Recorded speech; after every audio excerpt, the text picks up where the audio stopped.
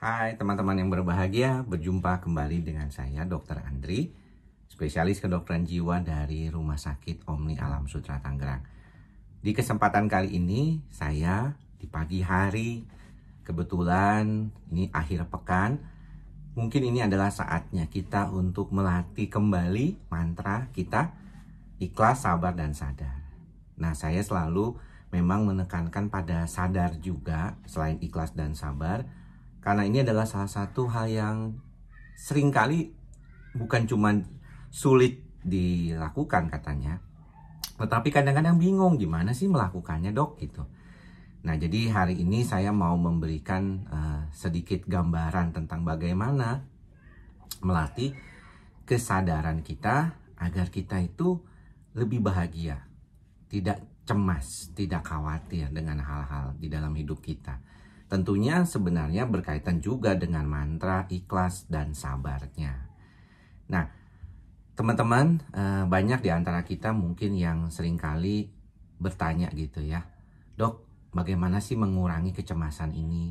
Bagaimana sih caranya belajar untuk mencapai suatu kebahagiaan, perasaan lega ya? Karena selama ini kayaknya saya selalu dikungkung atau dikendalikan oleh perasaan-perasaan cemas saya.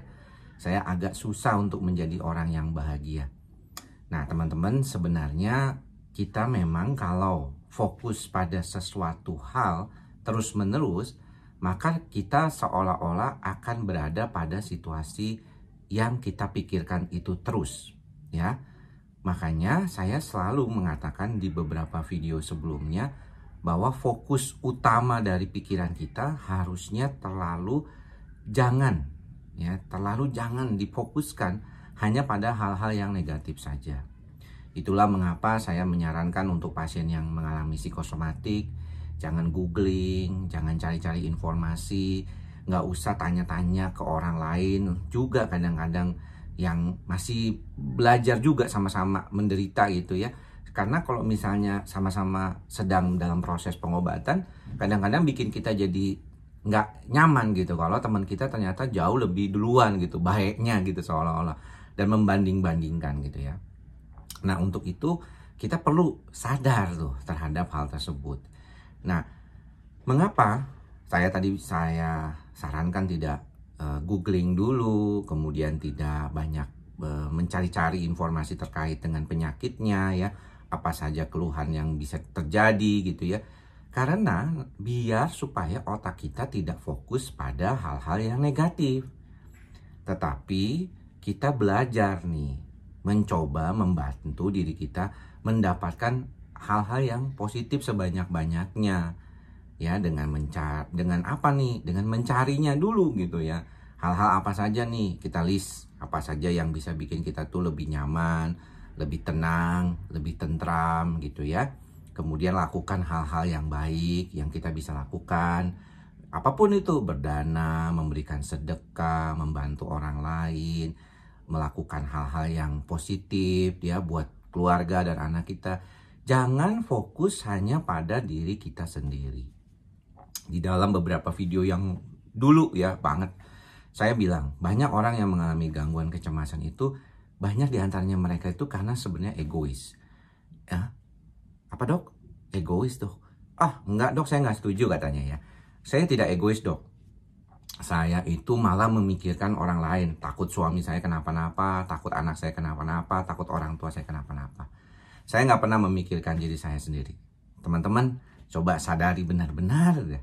Ya, ini yang saya seringkali katakan pada teman-teman. Kalau kita memikirkan orang lain, seperti tadi, ya, kita mikirin suami, pasangan kita, anak kita. Benarkah kita benar-benar memikirkan mereka? Atau kita sebenarnya takut kehilangan mereka, sehingga kalau mereka hilang atau tidak ada lagi, kita akan menderita.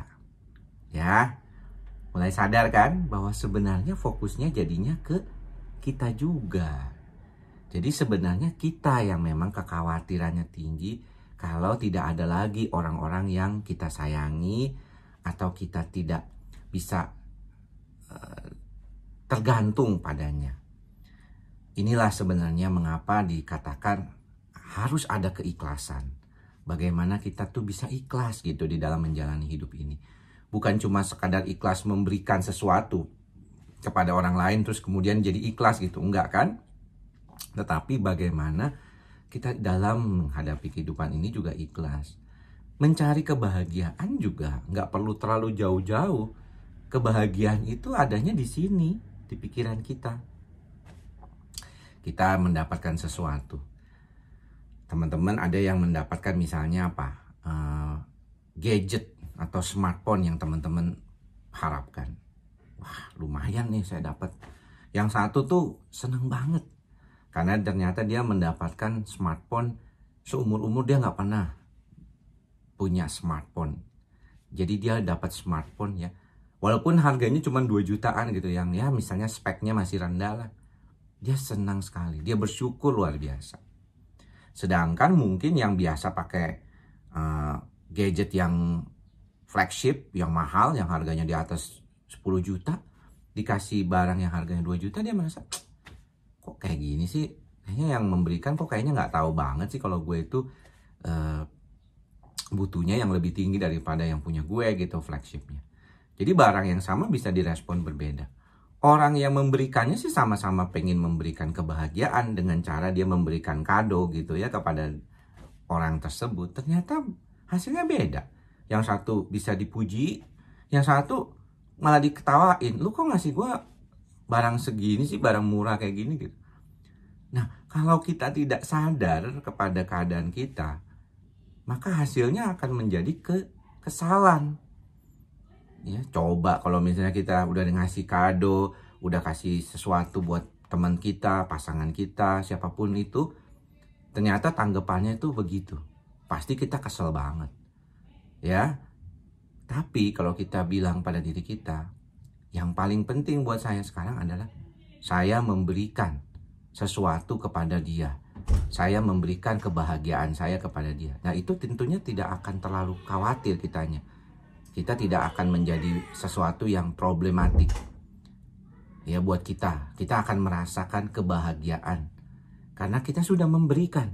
Sudah melepaskan kemelekatan kita kepada suatu barang. Responnya orang lain itu bisa beda-beda. Ya udah kita bukan urusan kita. Kan kita bukan yang punya kepikiran mereka.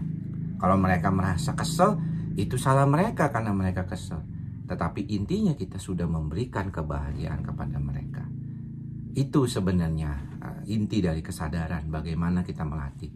Jadi nantinya ketika kita sudah melakukan sesuatu yang memang dianggap benar oleh diri kita sendiri, dan kita meyakini itu sebagai sesuatu kebenaran didukung oleh spiritual, agama, dan yang lain-lain yang mengatakan itu benar, tanggapan orang lain bisa beda, itu terserah mereka.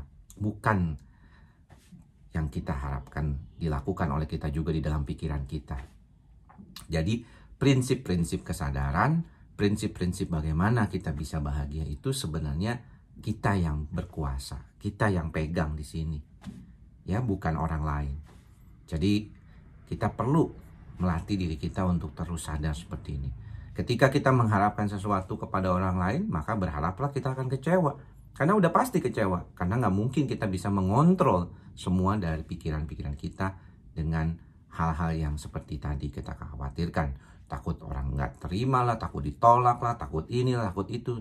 Akan banyak ketakutan. Tetapi ketika kita melepaskan ketakutan, kekhawatiran, kecemasan, semuanya, kita bisa merasakan kebahagiaan saat ini. Karena kita tidak ada lagi keinginan untuk dipuji, diberikan selamat, diberikan rasa terima kasih. Semuanya berlangsung apa adanya. Semuanya seperti apa adanya. Jika kita memberikan sesuatu, berarti kita hanya ingin memberi tanpa berharap balas kembali.